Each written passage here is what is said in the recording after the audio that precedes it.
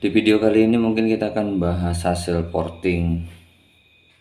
Di video sebelumnya hasil porting ini kita menggunakan metode rumus porting ya, diameter piston kuadrat dikali piston speed.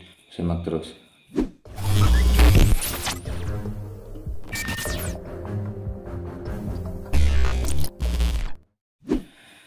Oke, saya ucapkan selamat kembali bergabung di channel ini. Di video kali ini kita akan ulas masalah seputar porting dengan metode menggunakan rumus port yang sebenarnya ya. Ini rumus port sesuai dengan diameter piston. Diameter piston dikalikan dengan piston speed. Karena motor ini kan 130 cc dan saya ingin motor ini bisa sampai mencapai RPM puncak di 14.000 RPM.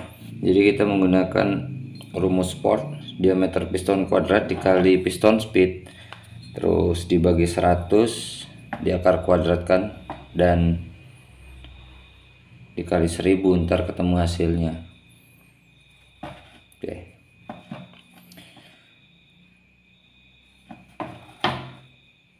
Tapi sebelum kita lanjut video ini lebih jauh, buat teman-teman yang baru pertama kali gabung di channel ini ya, jangan lupa subscribe dulu, nyalain loncengnya agar kamu tidak ketinggalan update terbaru dari channel ini. Mungkin di video kali ini kita bahas tuntas masalah seputar port di mesin 4 tak. Ini adalah hasil portnya, dia sedikit agak opal. Sebenarnya ini sih belum selesai, masih ada tahap finishing lagi, cuman kita bahas dulu agar teman-teman yang ngikutin channel ini paham ya. Motor ini kan menggunakan piston 55,25 dan stroke-nya itu 54. Kita mencari dulu piston speednya ya. Jadi piston speed itu 2 kali stroke satuan meter dikali RPM. RPM ini berarti puncak RPM yang ingin kamu terapkan di motor ini, di motor kamu, dibagi 60. 60 ini adalah detik.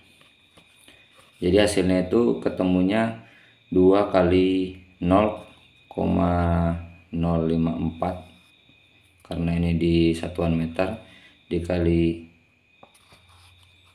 14.000 dibagi 60 dan ketemunya hasilnya adalah 26,1 untuk di piston speednya. Jadi ketemunya itu perkaliannya itu untuk mencari port di area in ya. Untuk port di area in ini portnya itu diameter piston kuadrat dikali piston speed dibagi 100. Karena ini di satuan meter jadi 0,5525 kuadrat dikali 26,1 dibagi 100 dan ketemu hasilnya ini. Ketemu hasilnya 0,007967188 ini diakar kuadratkan, ketemunya hasilnya adalah 0,0282620790152 dikali 1000 dan hasil portnya itu adalah 28,26 sekian. Kita buletin aja menjadi 28,3. Berhubung klep motor ini kan 28 ya, seharusnya kan harus menggunakan klep di angka 31, 29 atau sampai 31 ya. Untuk di area seating ini kan nggak mungkin ya mencapai di angka 28,3 karena ini klepnya sendiri menggunakan diameter 28. Klepnya ini menggunakan diameter 28. Jadi portnya ini kalau nggak salah kemarin berapa ya, 26. Saya bikin 26. Kalau nggak salah antara 26, ini 26 apa 25.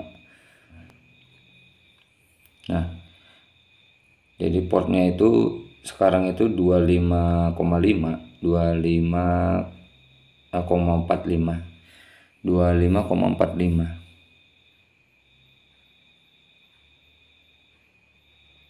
25,45 kurang lebih ya. Nah, karena klepnya ini nggak mampu untuk nilai port yang cukup lebar, jadi untuk port di 28 itu saya ambil di area terdalam ini, area terdalam di sini.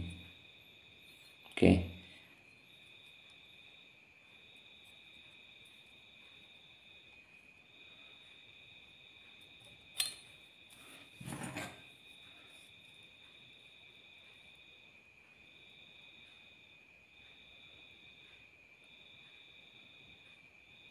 Ini 28,5, malah 28,5 hasilnya. Nah, jadi di area dalam ini diperlebar sampai 28,5. Itu tujuannya karena di sini ada penyempitan di area liner atau botolan klep ya. Di area ini karena ada penyempitan di sini, jadi saya ambil lebar di area bagian ini nih. Kurang jelas ya. Oke, di area ini, di area terdalam ini kita ambil lebih lebar di sini karena ada penyempitan di bos klep, karena bos klep ini nggak dipapas ya. Dan untuk di area ini, terang banget. Nah, untuk di area yang berhubungan langsung pada manifold itu dibikin menjadi 28, bikin jadi 28 karena klepnya ini cukup kecil ya untuk pencapaian di 14.000 rpm.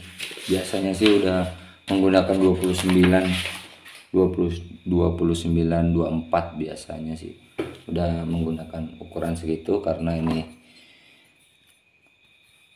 kebetulannya headnya itu adanya yang ukuran 28, jadi dimaksimalin di portingan ini semi opal. Mungkin kalau masih ada yang kurang nanti akan dipapas di area ini, karena portnya itu dibikin karena motor ini dirubah menjadi injeksi. Portnya itu dibikin seperti ini, bentuknya itu hampir tipe-tipe yang injeksi ya, jadi dia lebih landai, dia nggak menikung, jadi portingannya itu nggak menikung seperti motor-motor karbu. Jadi bikin lebih apa ya, kalau dibilang tirus ini, dibikin lebih lurus. Dari sini tuh dibikin lebih lurus, jadi kalau mungkin ada yang kurang lagi nanti akan dipapas di bagian terdepannya. Kalau dulu sih saya selalu dilas ini ya, ditutup dulu, dilas, baru lubangnya digeser lebih ke depan. Ini cuman manfaatin yang ada aja dulu, maksimalin apa yang ada. Kalau kurang ya kita nanti bikin riset mesin yang baru. Nah, ini untuk di intake manifoldnya ini menggunakan M-King standar pabrik.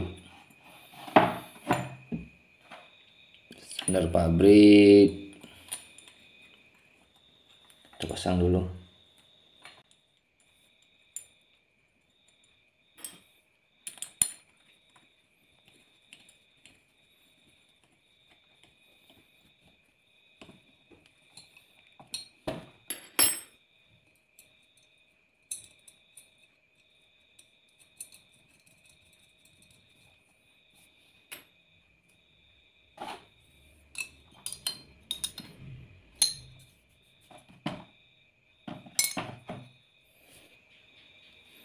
Nah, untuk portingannya di bagian manifold sendiri ya, di bagian manifold usahakan ini serata mungkin, sebisa mungkin kita bikin rata, dia lebih, jadi agar udara itu nggak bertabrakan ya, agar tidak nabrak untuk di sudut-sudut ini. Dan di area manifold ini saya bikin di angka 30 mm. Kalau dibilang jadi bentuknya itu seperti velocity, dia lebar di sini, mengecil di area kelep. Tujuannya untuk mencari kecepatan udara yang masuk, jadi agar udara yang masuk itu lebih cepat untuk ke dalam. Mungkin ini sebelum dipasang kita finishing lagi. Nah, untuk area ini, untuk area yang pas ada di pinggir-pinggir ini saya gunain lem ya. Di video sebelumnya udah dibahas, ini adalah lem porting agar lebih terarah aja udara yang masuk ke ruang bakar dan menghasilkan airflow yang bagus. Sebenarnya lebih baiknya itu diukur lagi ya menggunakan flow balance. Dan karena ini hanya riset-risetan lah. Dan mungkin kita akan bikin video-video yang lebih menarik lagi di next video setelah motor ini tuntas. Nah, ini hasil portingnya seperti ini. Dia sedikit oval ya, sedikit oval, dan portnya itu kasar, dia tidak mengkilap. Untuk exhaustnya sendiri sebenarnya masih kurang lebar, cuma nanti dilebarin lagi.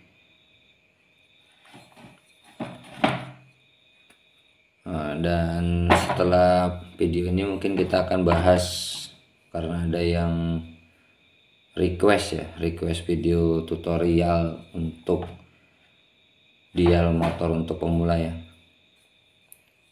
untuk dial motor untuk pemula.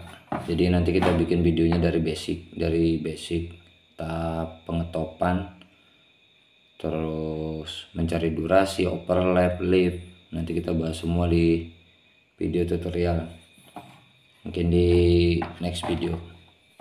Nah, intinya buat teman-teman yang lagi belajar porting ya, lagi belajar porting, tentuin dulu motor kamu itu untuk apa. Jadi jangan ikut-ikutan ini bagian bushing, ini bagian bos klep, jangan sampai dipapas. Kalau motornya itu keperluannya hanya untuk harian, ini jangan coba-coba dipapas, karena nggak akan kuat untuk motor harian. Ini aja motor road race saya nggak papas tuh, agar daya tahan mesinnya itu bisa lebih lama ya. Dia nggak dipapas, nggak dipendekin, masih standar dari tukang bubut. Dan di area-area dalamnya itu dilem agar lebih terarah, lebih bagus, dan menghasilkan airflow yang bagus, AFR ya.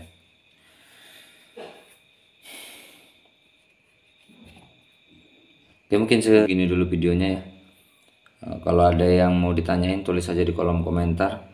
Kalau video ini bermanfaat, kamu bisa bantu share. Jangan lupa like, komen, dan subscribe buat yang belum subscribe. Sampai ketemu lagi di video selanjutnya.